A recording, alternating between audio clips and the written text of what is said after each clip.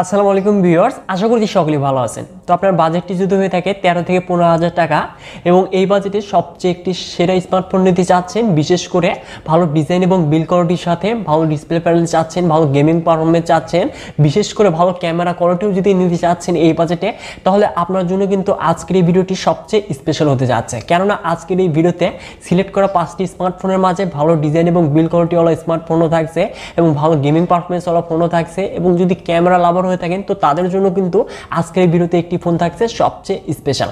তো চলুন কথা আর বাড়াবো না, সরাসরি চলে যাচ্ছি ভিডিওতে। তো 13 থেকে 15,000 টাকা বাজেটে বেশ কিছু স্মার্টফোনই কিন্তু আমরা দেখতে পারবো এই বাজেট রেঞ্জে, কিন্তু সেখান থেকে 5টি স্মার্টফোন সিলেক্ট করা কিন্তু অনেকটাই টাফ ব্যাপার। তো অবশ্যই এই 5টি স্মার্টফোনই কিন্তু স্পেশাল মনে হয়েছে আমার কাছে।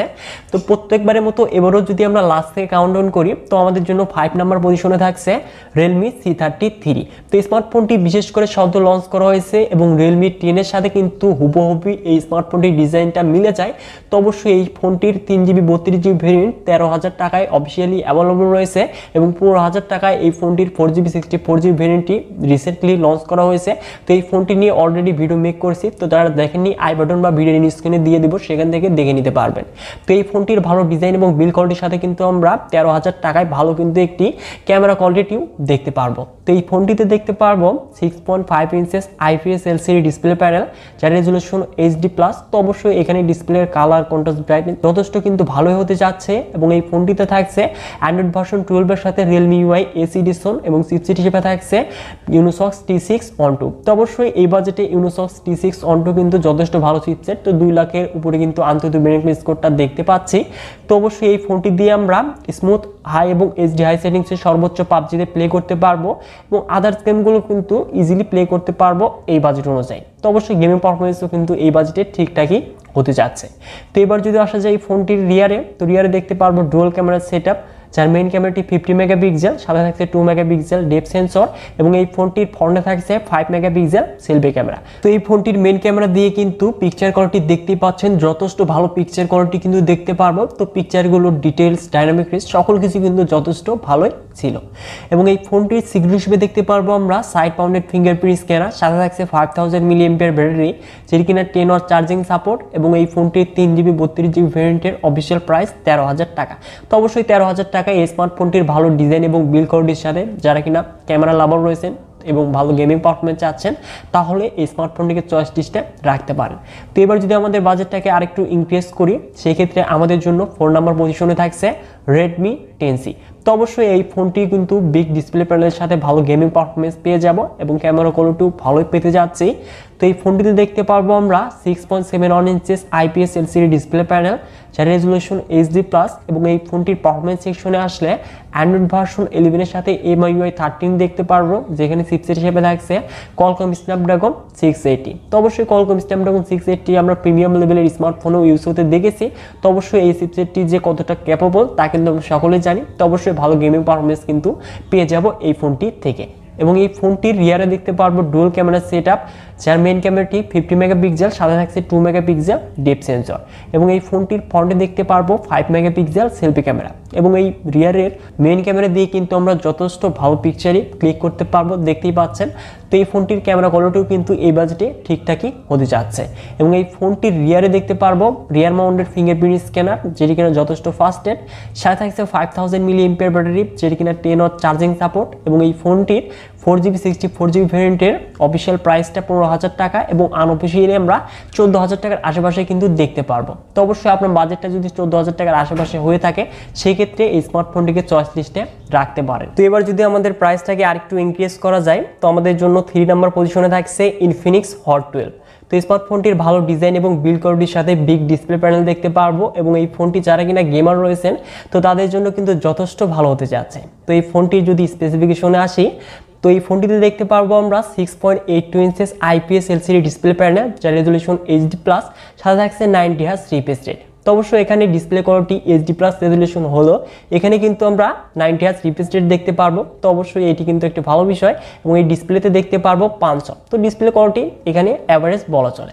তো এবার যদি মুভ করা যায় এই ফোনটির পারফরমেন্স সেকশনে, তো অ্যান্ড্রয়েড ভার্সন 12 এর সাথে XOS 10.6 রান করবে, যেখানে চিপসেট হিসেবে থাকছে MediaTek Helio G85। তো MediaTek Helio G85 আমরা বেশ কিছু স্মার্টফোনে দেখেছি এবং গেমিং পারফরমেন্স যে কতটা বেটার তা কিন্তু আমরা সকলেই জানি। বিশেষ করে স্মার্টফোনটি কিন্তু ভালোভাবে অপটিমাইজ করেছে এই চিপসেটটি দিয়ে। তো অবশ্যই এই ফোনটির নাম কিন্তু ফ্রি ফায়ার এডিশন দেওয়া হয়েছে। তো অবশ্যই যারা কিনা গেমার রয়েছেন তো স্মার্টফোনটি থেকে ভালো একটি গেমিং পারফরমেন্স পেয়ে যাবেন।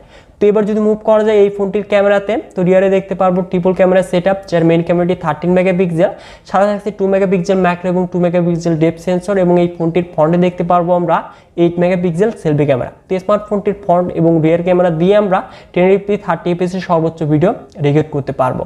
এবং এই ফোনটির মেইন ক্যামেরা দিয়ে পিকচার কোয়ালিটি দেখতেই পাচ্ছেন। তো এই বাজেটে কিন্তু এভারেজ বলা চলে। আর এই ফোনটির সিকিউরিটি হিসেবে দেখতে পারবো আমরা সাইড মাউন্টেড ফিঙ্গারপ্রিন্ট স্ক্যানার, যেটি কিনা যথেষ্ট ফাস্ট এট স্পিডে লক এবং আনলক হতে যাচ্ছে। সাথে থাকছে 5000 mAh ব্যাটারি, যেটি কিনা 80 ওয়াট ফাস্ট চার্জিং সাপোর্টেড।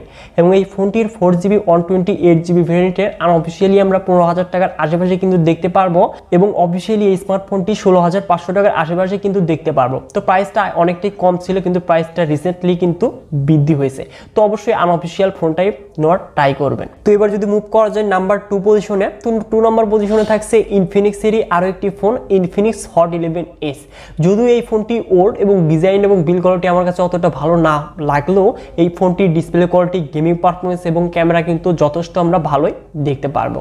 তো এই ফোনটিতে থাকছে 6.78 inches IPS LCD display panel, যার রেজুলেশন ফুল HD প্লাস, সাথে থাকছে 90 হার্জ রিফ্রেশ রেট। তো অবশ্যই ডিসপ্লে কোয়ালিটি কিন্তু যথেষ্ট ভালোই হতে যাচ্ছে এই বাজেটে। এবং অ্যান্ড্রয়েড ভার্সন 11 এর সাথে XOS 7.6 রান করবে, যেখানে চিপসেট হিসেবে থাকছে MediaTek Helio G88। তো MediaTek Helio G88 কিন্তু যথেষ্ট ক্যাপেবল এবং ভালো একটি চিপসেট। তো যারা কিনা গেমার রয়েছেন তো অবশ্যই এই স্মার্টফোনটিকে চয়েস লিস্টে রাখতে পারেন। তো এবার যদি মুভ করা যায় এই ফোনটির ক্যামেরাতে, তো রিয়ারে দেখতে পারবো ট্রিপল ক্যামেরা সেটআপ, যার মেইন ক্যামেরাটি 50 মেগাপিক্সেল, সাথে থাকছে 2 মেগাপিক্সেল ম্যাক্রো এবং 2 মেগাপিক্সেল ডেপথ সেন্সর, এবং এই ফোনটির ফ্রন্টে থাকছে 8 মেগাপিক্সেল সেলফি ক্যামেরা। তো এই স্মার্টফোনটি দিয়ে কিন্তু আমরা যথেষ্ট ভালো পিকচার ক্লিক করতে পারবো, বিশেষ করে নাইট মোডে কিন্তু আমরা যথেষ্ট ভালো পিকচার এই ফোনটি দিয়ে পেয়ে যাবো। আর এই ফোনটির সিকিউরিটি হিসেবে দেখতে পারবো আমরা রিয়ার মাউন্টেড ফিঙ্গারপ্রিন্ট স্ক্যানার, সাথে থাকছে 5000 mAh ব্যাটারি, যেটি কিনা 80 ওয়াট ফাস্ট চার্জিং সাপোর্টেড।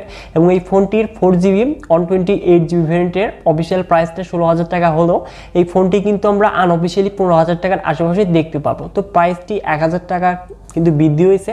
তো অবশ্যই 1000 টাকা কিন্তু কম ছিল 6GB 128GB ভ্যারিয়েন্টটি।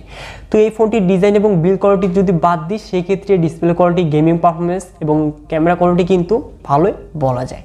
তো এবার যদি আসা যায় নাম্বার 1 পজিশনে, তো আপনার বাজেটটি যদি হয়ে থাকে 15,000 টাকার আশেপাশে, সেই ক্ষেত্রে আমি চোখ বন্ধ করে কিন্তু আপনাকে এই স্মার্টফোনটি সাজেস্ট করব। তো সেটি অন্য কোনো ফোন নয়, Realme Narzo 50। রিসেন্টলি এই স্মার্টফোনটির প্রাইসটা বৃদ্ধি হলেও এখন কিন্তু প্রাইসটা আবার ড্রপ করেছে। তো এই ফোনটি আনঅফিসিয়ালি আমরা 4GB 64GB 15,500 টাকার আশেপাশে কিন্তু দেখতে পারবো। তো এই ফোনটিতে দেখতে পারবো 6.6 inches IPS LCD display panel, যার রেজুলেশন ফুল HD প্লাস, সাথে থাকছে 120 হার্জ রিফ্রেশ রেট। তো অবশ্যই এই বাজেটে ফুল HD প্লাস রেজুলেশন এবং 120 হার্জ রিফ্রেশ রেট, তো ডিসপ্লে কোয়ালিটি এক কথায় অনেকটাই বেটার দেখতে পারবো। এবং এই ফোনটিতে থাকছে অ্যান্ড্রয়েড ভার্সন 11 এর সাথে Realme UI 2.0 রান করবে, যেখানে চিপসেট হিসেবে থাকছে MediaTek Helio G96। তো এই স্মার্টফোনটি থেকে কিন্তু আমরা যথেষ্ট ভালো পারফরমেন্স পেয়ে যাব। তো এবার যদি মুভ করা যায় এই ফোনটির ক্যামেরাতে, তো রিয়ারে দেখতে পারবো ট্রিপল ক্যামেরা সেটআপ, যার মেইন ক্যামেরাটি 50 মেগাপিক্সেল, সাথে থাকছে 2 মেগাপিক্সেল ম্যাক্রো এবং 2 মেগাপিক্সেল ডেপথ সেন্সর। এবং এই ফোনটির ফ্রন্টে থাকছে 16 মেগাপিক্সেল সেলফি ক্যামেরা। এবং এই ফোনটির রিয়ারের যে মেইন ক্যামেরার যে পিকচারগুলো তা হয়তো এখন দেখতেই পাচ্ছেন, তো পিকচারগুলো কিন্তু যথেষ্ট ভালো, বিশেষ করে ডাইনামিক রেঞ্জ, কালার, ডিটেলস, তো সকল কিছু কিন্তু থাকে যাচ্ছে এই স্মার্টফোনটির ফটো কোয়ালিটি। তো যারা কিনা ক্যামেরা লাভার রয়েছেন তো অবশ্যই এই স্মার্টফোনটিকে চয়েস লিস্টে রাখতে পারেন। এবং এই ফোনটির সিকিউরিটি হিসেবে দেখতে পারবো আমরা সাইড মাউন্টেড ফিঙ্গারপ্রিন্ট স্ক্যানার, যেটি কিনা যথেষ্ট ফাস্টেড এবং অ্যাকুরেটি ছিল। সাথে থাকছে 5000 mAh ব্যাটারি, যেটি কিনা 33 ওয়াট ফাস্ট চার্জিং সাপোর্টেড। এবং এই ফোনটির 4GB 64GB ভেরিয়েন্টটি আনঅফিসিয়ালি আমরা 15,500 টাকায় যে কোনো শপে কিন্তু পেয়ে যাব। তো এখন কথা হচ্ছে এই বাজেটে এই স্মার্টফোনটি কেমন হতে যাচ্ছে। তো 15,500 টাকায় এই স্মার্টফোনটি আমাদের অফার করছে ভালো ডিজাইন এবং বিল্ড কোয়ালিটির সাথে বিগ ডিসপ্লে প্যানেল দেখতে পারবো, সাথে থাকছে 120Hz রিফ্রেশ রেট এবং যারা কিনা গেমার রয়েছেন তো অবশ্যই তাদের জন্য কিন্তু ভালো একটি চিপসেট থাকছে। এবং এই স্মার্টফোনটির ক্যামেরা শুধুমাত্র 15,000-এ কিন্তু সীমাবদ্ধ নয়, 20,000 টাকার স্মার্টফোনের সাথে কিন্তু ভালোভাবে কিন্তু কম্পেয়ার করা যায়। তো অবশ্যই এই স্মার্টফোনটি কিন্তু 15,500 টাকায় আমার কাছে সবচেয়ে সেরা একটি ডিল মনে হয়। সাথে তো ফাস্ট চার্জিং থাকছে। তো 15,000 টাকা বাজেট হলে অবশ্যই রিয়েলমি নার্জো 50 এই স্মার্টফোনটিকে দেখতে পারেন। এবং বাকি যে ফোনগুলো রয়েছে তো সেই ফোনগুলো কিন্তু যথেষ্ট ভালো, তো প্রাইসটা কম হলে দেখতে পারেন সেই স্মার্টফোনগুলোকে। তো এই 5টি স্মার্টফোনের মাঝে আপনার কাছে কোন স্মার্টফোনটি বেস্ট মনে হয়েছে তা অবশ্যই ভিডিওতে লাইক করে কমেন্ট বক্সে কমেন্ট করে জানিয়ে দিবেন। এবং এই চ্যানেলটিতে নতুন হলে অবশ্যই চ্যানেলটিকে সাবস্ক্রাইব করে হয়েছেন ফ্যামিলির একজন নতুন সদস্য। সো ভিউয়ার্স, দেখা হচ্ছে শীঘ্রই নতুন কোনো ভিডিও নিয়ে।